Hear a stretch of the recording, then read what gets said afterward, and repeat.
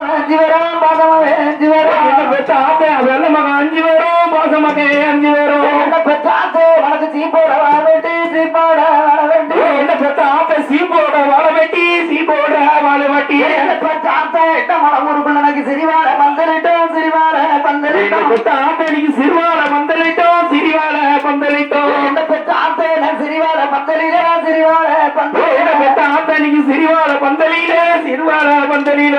என்ன பெற்ற ஆத்தே நம்ம வீட்டு வாசல் நான் செல்லமாக நின்னலே பாசமாக நின்னலே என்ன பெற்ற ஆத்தே நம்ம வீட்டு வாசல்ல நீங்க செல்லமாக நின்னலே செல்லமாக நின்னலே என்ன பெற்ற ஆத்தா நான் சீப்போட வாழ வெட்டி சீப்போட என்ன பெற்ற ஆத்தே நீங்க சீப்போட வாழ வெட்டி சீப்போட வாழ வெட்டி அப்படிதான் இப்படி சொல்லி அந்த பொன்னடி மகனும் ஆமையா அந்த செல்ல மகன் அழுதுகிட்டு இருப்பாங்க அதாவது திருநெல்வேலி மாவட்டம் பாளையங்கோட்டை தாலுகா அதாவது கட்டுக்கடங்கால காளையாக குளமாணிக்கம்புரத்திலே மாவீர கட்டத்துற பாண்டி மூகத்த அம்மாளுக்கும் கருப்பசாமி தேவருக்கும் கடைசி மகனாக பிறந்து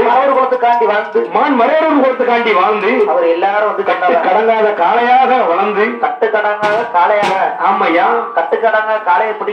பிடிக்க முடியாதா அதாவது பாளையங்கோட்டை ஊருக்கு அம்மா கண்டத்தோட பேர சொன்னா சரி ஜெயிலு வரைக்கும் கோவியா ஆமா பயிலு பேர் அவரு தராது ஆமா ஆமா அதாவது சரியா மதுர கட்டத்தோர பாண்டியன்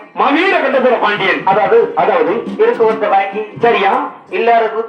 கொடுப்பாரு அதாவது சரியா அந்த நேரம் பார்த்தே அப்படி சொன்னா அந்த நேரம் பார்த்தீங்கன்னா ஐக்கிரண்டிலே ஒரு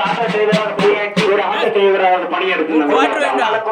அம்மாளுக்கும் கருப்பசாமி தேவருக்கும் கட்டுக்கடங்கான காளையாக குளமணிக்கா புறத்திலே